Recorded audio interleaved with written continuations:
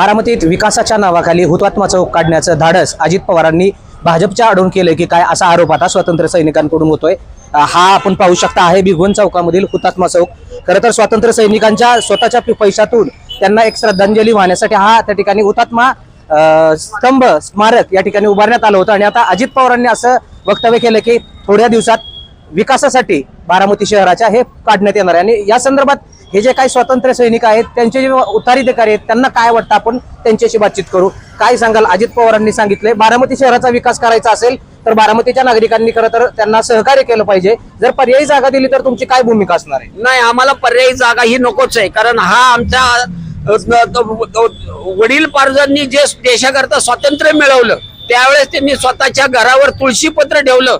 आज त्यांनी त्यांच्या मुलाचा घराचा कधी विचार न करता ते जेलमध्ये गेलेत, ते कुठं भूमिगत झालेले आहेत। आणि त्यांचा जर हा त्यांनी स्वतःच्या या एवढ्या ह्याच्या परिस्थितीतून त्यांनी स्वतःच्या पैशातून हा स्तंभ उभा केलेला आहे। हा स्तंभ कदापि आम्ही हलून देणार नाही, याचे आम्ही सर्वजण ठाम आहोत। खरं तर काय प्रामुख्याने मागणी अजित पवार म्हणतात बारामतीच्या शहरासाठी त्यांच्या विकासासाठी हा स्तंभ काढावा लागेल, तुमची काय मागणी आहे? तुमची प्रामुख्याने आमचा विकासाला विरोध अजिबात नाही, आम्ही विकासाच्या बाजूने आहोत। परंतु सगळे बकास करून विकास करायचा याला सुद्धा काही अर्थ नाही। काहीतरी अस्मिता असते, जनतेची अस्मिता असते, माणसाची अस्मिता असते। स्वातंत्र्य सैनिकांनी आपल्या आयुष्यावर, घरदारावर, कुटुंबावर तुळशीपत्र ठेवून राख रांगोळी करून घेतली, परंतु कधी आपण त्यांचं स्मरण ठेवायचं का नाही हा प्रश्न त्यांना मला विचारायचा आहे। त्यांच्या जीवावर आपण राजकारणात आहोत, त्यांच्या जीवावर आपण स्वातंत्र्य आहोत, त्यांच्या जीवावर आपण आमदार, खासदार किंवा राज्यसभा लोकसभेमध्ये आहोत।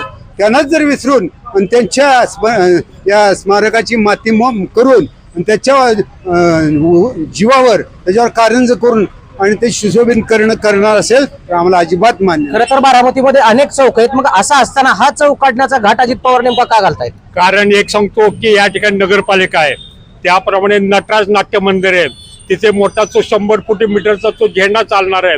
ह्या देखावा त्यांना दाखवायचा, सुशोभित करायचा। पण एखाद्या बाईकचं जर कुंकू काढण्याचं जसं ती विधवा दिसते तसं जर हा स्तंभ काढला तर बारामती विधवा झाल्यासारखी दिसणार आहे। हा सुशोभितपणा करण्याचा, चुकीचा विकास करण्याचा चुकीचा मुद्दा आहे। जर तुम्हाला जर वाटत असेल हे करायचं असेल तर याचं कारण एकच आहे की नटराजची बिल्डिंग त्याचप्रमाणे नगरपालिकेचा शोध केलेला आहे, हे चांगलं दिसावं म्हणून हे स्तंभ काढत आहेत।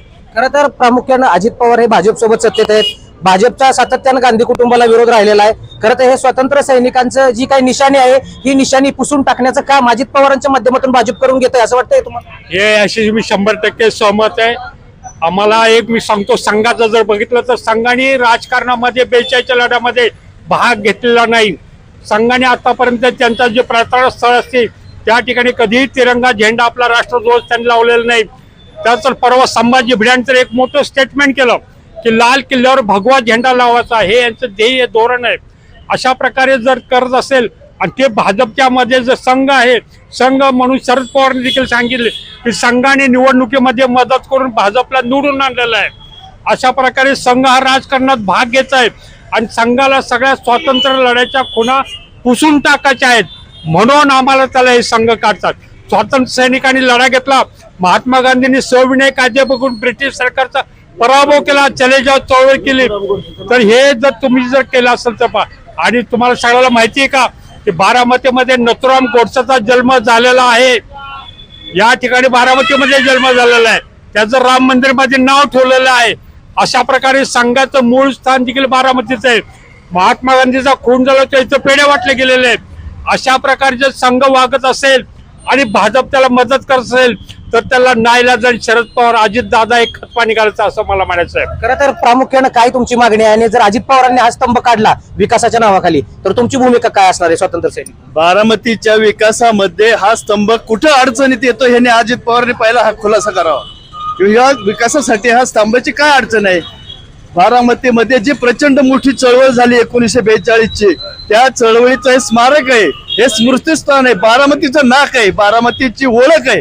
आणि अशी वस्तू तुम्ही उचलून जर आडगळीत टाकणार असाल तर तुमचं सुद्धा त्या चळवळीला आणि त्यावेळेच्या भाजपच्या विचाराला, त्या विचाराशी तुम्ही सहमत आहे आणि तुम्ही काँग्रेसच्या आणि ह्या स्तंभाच्या चळवळीच्या विरुद्ध होता, हे ह्याच्यावरून दिसून येणार आहे। खरं तर हे होते स्वातंत्र्य सैनिक, यांच्या माध्यमातून असं सांगण्यात येते की 1942ला जी बारामतीमध्ये चळवळ झाली ही चळवळ मोडून काढण्याचं काम खरं तर भाजपने केलं, संघाने केलं. असं असताना मग अजित पवारांच्या आडून भाजप हा त्या ठिकाणी हुतात्मा स्तंभ काढण्याचं पाप त्या ठिकाणी करताय का? आणि जर अजित पवार असं करणार असतील, शरद पवार जर असं करणार असतील, तर येणाऱ्या कालावधीमध्ये मोठं एक आंदोलन या स्वतंत्र सैनिकांच्या उत्तराधिकाऱ्यांच्या माध्यमातून त्या ठिकाणी उठवलं जाणार आहे. बारामती शहरामध्ये अनेक चौक आहेत, मग हाच हुतात्मा स्तंभ काढण्याचा डाव नेमका अजित पवारांनी का घातलाय असा सवाल देखील या निमित्तानं उपस्थित केला जातोय.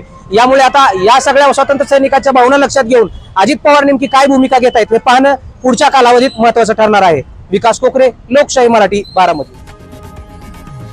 लोकशाही मराठी ऐका, पहा, जागरूक रहा.